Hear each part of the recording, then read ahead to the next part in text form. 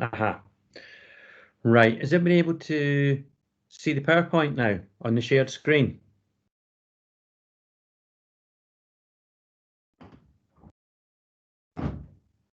Yeah. Yeah. Okay. Good. Just wanted to double check you were seeing that. Right. Okay. So what we're going to be looking at here is this meeting with ignorance and want here, and think about what they are representing within the text. Okay, the sort of symbolism that's layered in here. So first things first, let's go through and see if we know what some of these words that are used by Dickens in this section mean. So, Christian, are you ready with this? Wait, what was the question? I'm just, obviously we're going through some vocabulary at the moment here, as you'll see on screen in the PowerPoint, yeah? And I know how you like to join in with this a lot. So if I could ask you first, what does wretched mean? What do you understand by the meaning of the word wretched?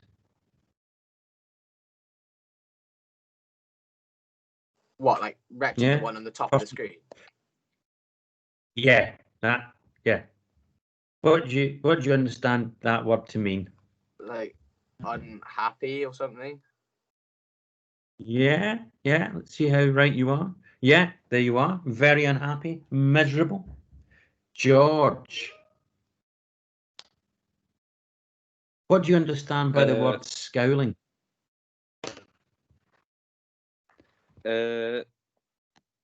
Frown in an angry or bad-tempered way.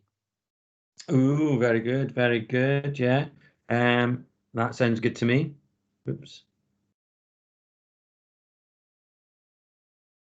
Yeah. So you're looking at them with a very angry, annoyed expression. Yeah. Lottie, what about the word wolfish? What do you understand by that?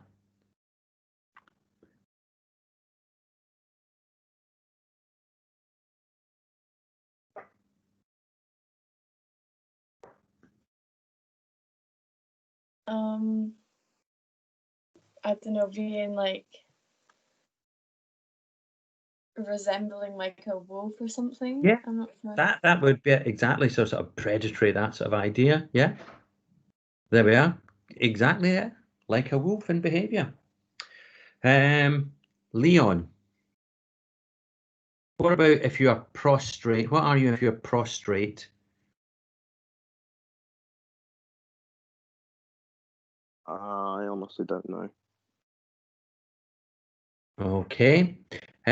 Christian, do you know what prostrate is? If you are prostrate? Oh, prostrate. I thought you said something else. Never mind. Wait.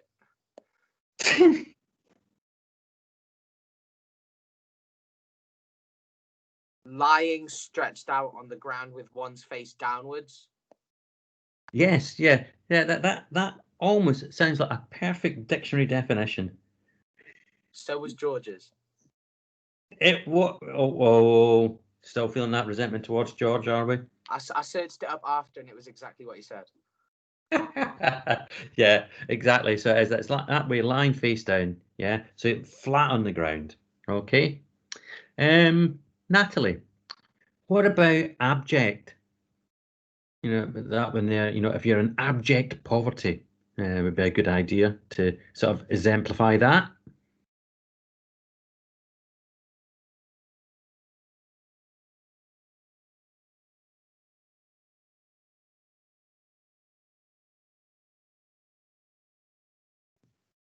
Sorry, what did you ask me? Yeah, what does the word abject mean? Does it mean like very, like, I don't know, Yeah, like really bad? again, that extreme way. Yeah, good. Yeah, sunk to a low condition, that extreme sort of nature of it all. Very good. And then we have the last word, and that will go to Matthew. Matthew, what does meagre mean? I'm not that sure, but is it something similar to eager? No, no. If you think about meagre rations of food, what would that suggest about how much food you had? Not enough. Yeah, that's it. Spot on. Yeah, thin or lean. Okay, so there we go. So that's some of the language that is used within the within that extract that you might not have been too sure of at times. Okay, moving on. So you've all read that extract there. Now remember, before that, just before it, we've been looking at yesterday. We've been through the streets of London, seeing the merriment of Christmas morning. We've been to the Cratchit family home, where they're all sort of full of Christmas spirit. And then even we get taken round to the sort of different parts of England. And yes, we saw that even no matter how lowly their station in life, they all had that sort of element of Christmas spirit within them. And then we get to the final section where we come across ignorant and want. Now, later on, when we drop back into the lesson, what you're going to be doing is about focusing on ignorance and want. And from the extract, you're going to take down some words that you can fit alongside them that you think perfectly highlight the representation of ignorance and want in that extract. So you have the images of them there. You will then take out a quote from the text and put that alongside them for me. Okay. And then on top of that, what you will do at the end of this session as well is you'll write a little bit of analysis where you'll identify the quote, you'll explain how that quotation answered that question about how ignorance and want are being presented in the extract, and then you will explore a secondary meaning contained within that quote as well, and you'll link your ideas into the sort of general theme of the text itself, and you'll see how it's been expanded upon by Dickens. Okay. So what you'll be looking at here is thinking about ignorance and want in a metaphorical way, and that they represent the problems that are within Victorian society. So if we think about these two names that have been given specifically to these children, what I want to ask you now is, what do you think the problems of Victorian society Dickens is trying to highlight here by these two characters? And if I can ask that question first of Lottie. Lottie, if you think about the character ignorance, what do you think Dickens is driving at with this character?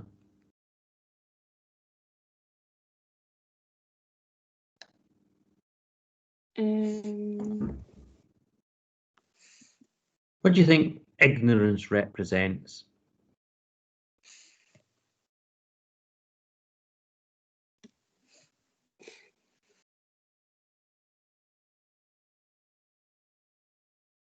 I'll think of it another way. If you describe somebody as being ignorant, Lottie, what are they?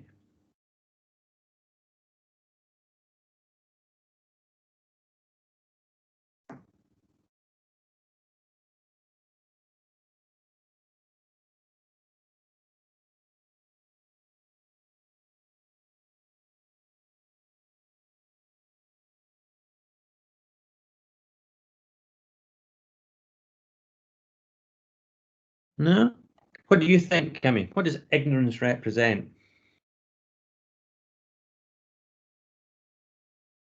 What most people would do. Well, I mean, if you describe somebody as being ignorant, what do they not have?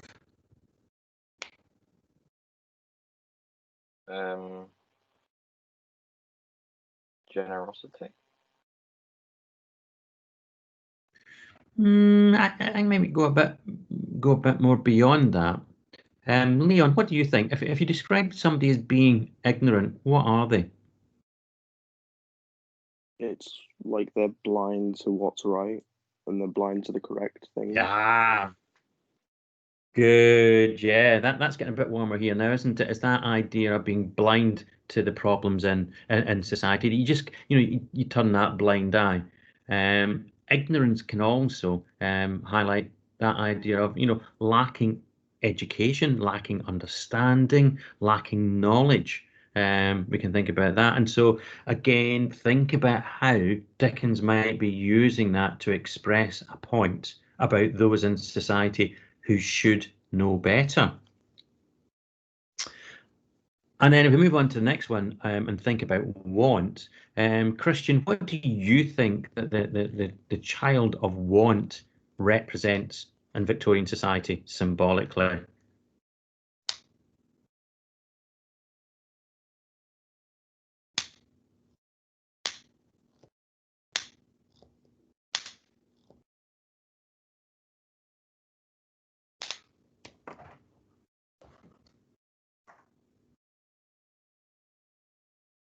Does it symbolize like the poor side of the society? Yeah, well, if you are in want, what does that kind of suggest?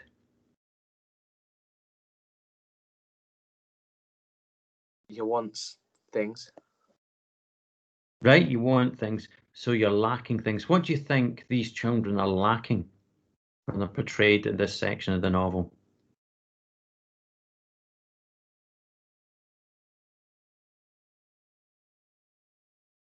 Lacking How money. Sorry? Is it just how do they physically look? Poor. Poor, yeah. Do they look well fed? No. No.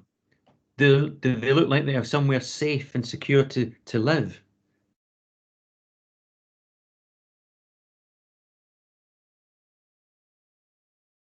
That's still No. you, Christian.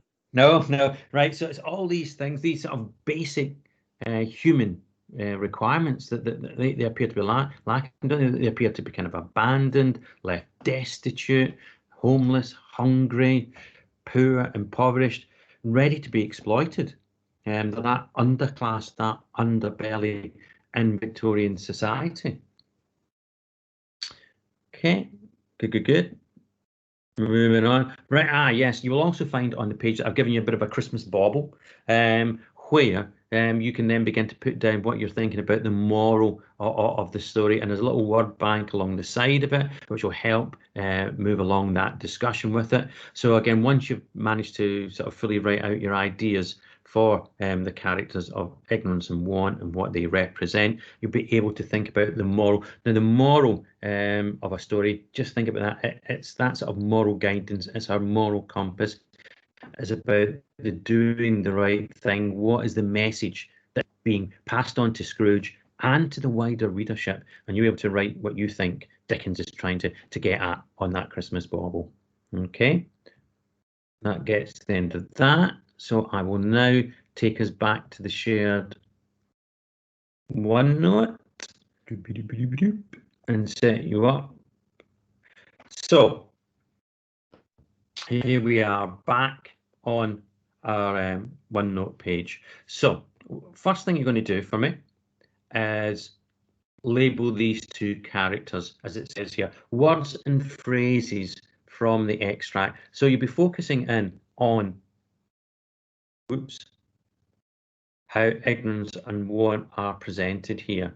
Okay. There you have them. There you have this section here. I'll just sort of highlight it for you. This whole section here about their sort of physical appearance. We have the two children there being described physically. Yeah.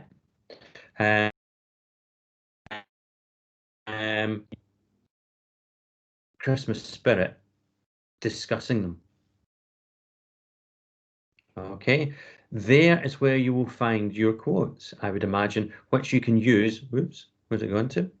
There it is, where you can label them up on here. So again, take out the most appropriate words and phrases that you think suit ignorance and want on here. Okay, so if you can do that task first for me, please. It's now just gone 3 minutes past 10. I'll give you until 20 past 10 to complete that task. Okay? Everybody know what they're doing?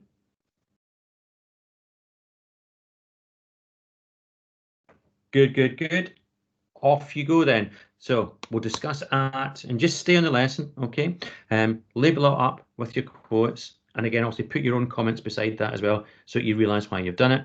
And then we'll discuss back in 20 past 10. I'll discuss that. Okay?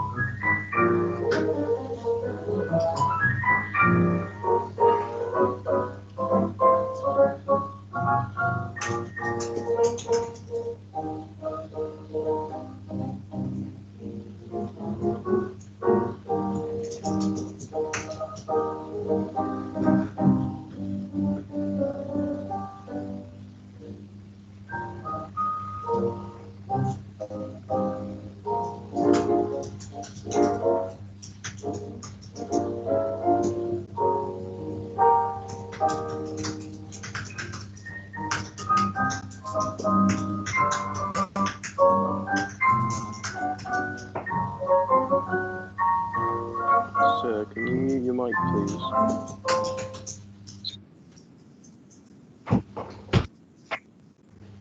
Sorry?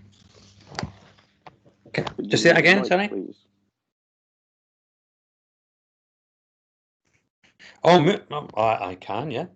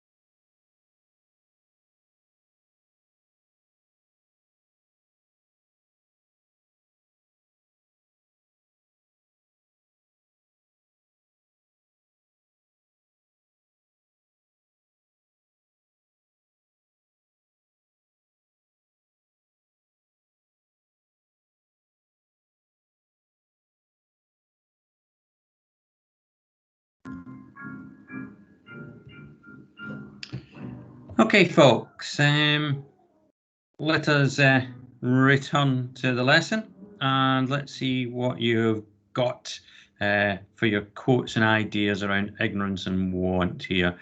So if we focus on ignorance first, Leon, can you give me one of the quotes that you've used to define ignorance, please? I used a quote where it said there was doom written upon his brow. Good, like that. And what made you select that? It was sort of like showing how Scrooge was at the beginning of the play and how he is now. He'll be able to change it. Yeah, good.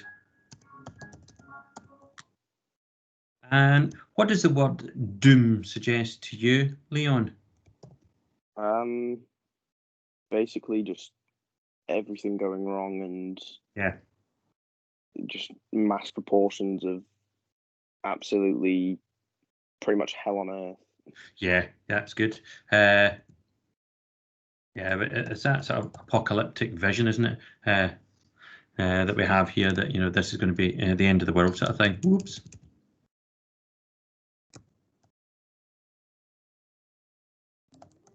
Yeah, good. George, kind of another quote for you, please, that you've used from ignorance, please. What did I get?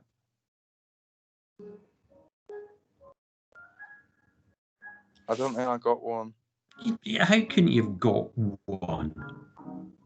I don't know. I just didn't. Right. From the folds of its robe it brought two children, wretched, abject, frightful, hideous, miserable. What could you use there? Oops.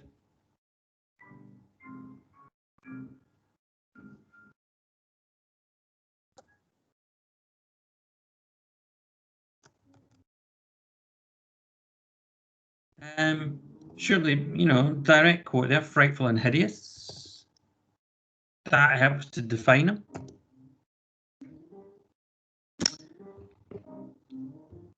Christian, how about you? Can you give me a quote that you've used to define ignorance, please?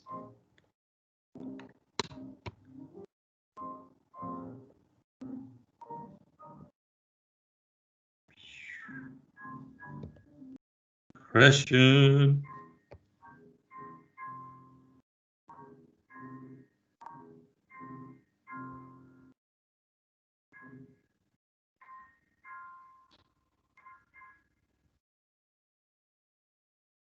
No? Nothing? Okay, Kimmy, what about you? What have you taken to help you define?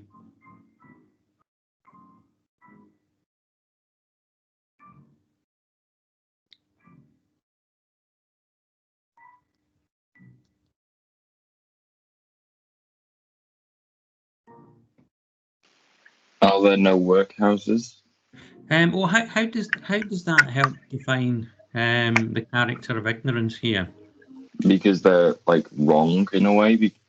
They like we don't use them now because they're just morally wrong. And Yeah, okay, but that quote doesn't it? Hang on, that quote really links back to Scrooge, doesn't it? Because that's what he said about getting rid of them, sort of thing. Remember, this task here was you to focus on how they've been how these two characters have been described by Scrooge himself, by Dickens himself. So, anything else that you've got for ignorance? No. No. Monsters half so horrible and dead. Right, monsters. Yeah, we can do that'll work, won't it? Describe them as monsters. Yeah. Okay. I'll take that. Thank you. Natalie, what did you select to define or to describe this character, ignorance?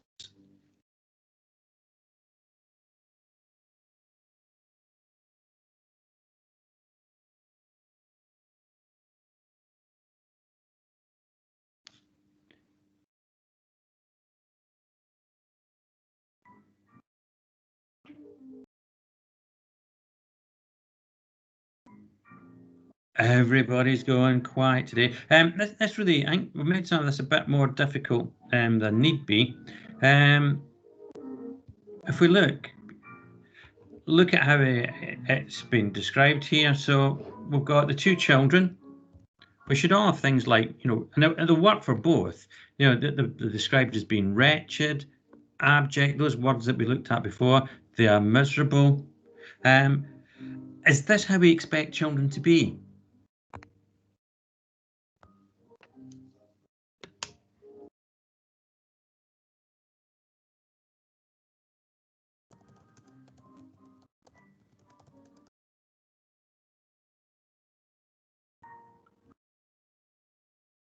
Oops.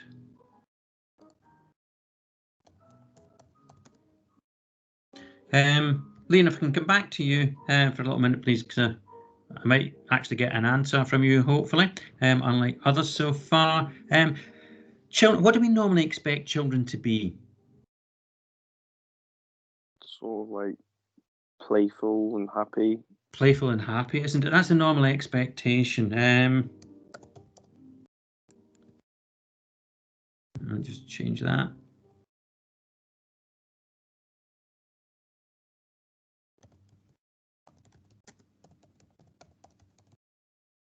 Oops.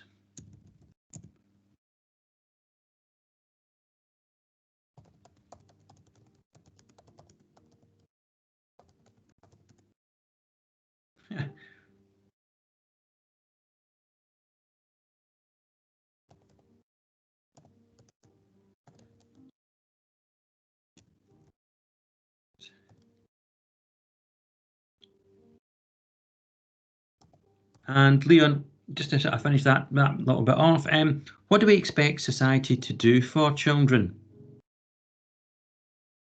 Care for them and educate them. Yeah. Sort of take the pressure off them. Yeah.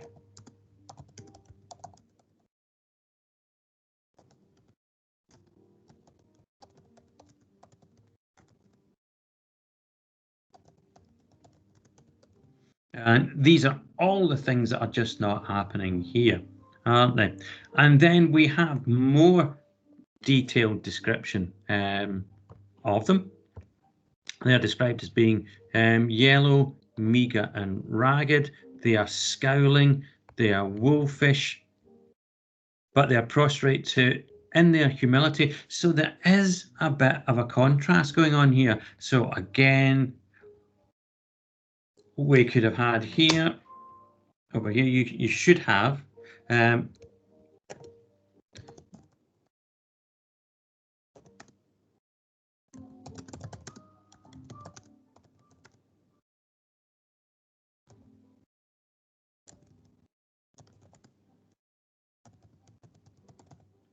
there's two things going on here. I mean, wolfish would suggest there's something to be feared, but at the same time, humility means that they are gentle, that they are they're not posing any threats whatsoever. They show only care for others, that sort of thing. They're being humble. Okay.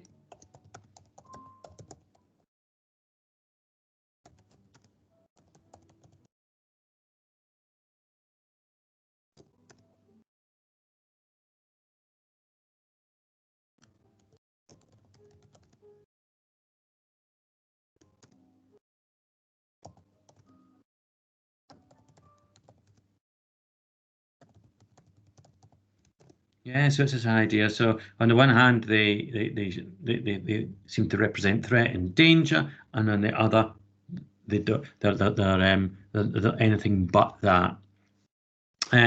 Also, it says where graceful youth should have filled their features out and touched with faintest hints, they are stale, shriveled hand like that of age. Yeah.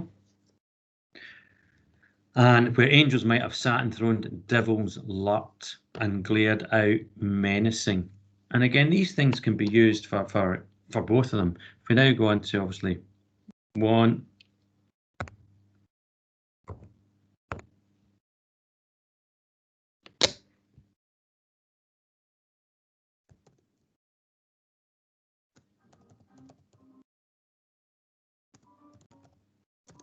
Now, Christian, if the hand is being described as being stale and shriveled, what sort of physical well-being, how healthy are they?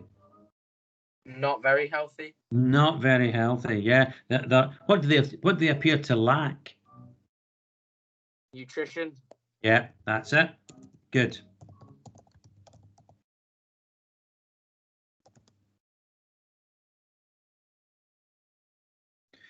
So again, we've got that, which again is responsibility of society. And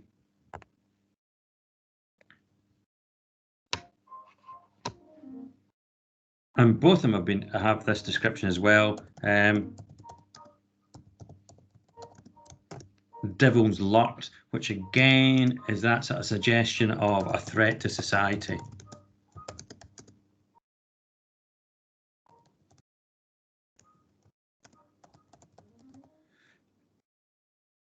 Now, if we're talking about devils, what sort of emotion do we think? What emotions, what feelings do we connect with devils? What do they symbolically represent? That question goes to Natalie, please. What do devils symbolically represent?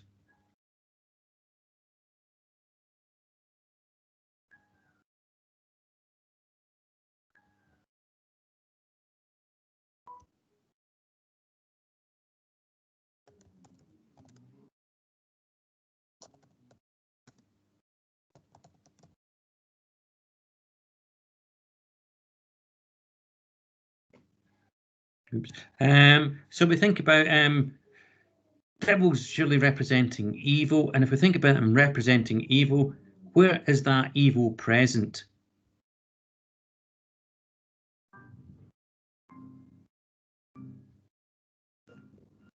George, what do you think this evil is? If they have, if they have devils sitting on their shoulder sort of thing, and we think of devils representing evil, where does that evil lurk? Is it just within them or somewhere else? Both. It's like everywhere. Yeah.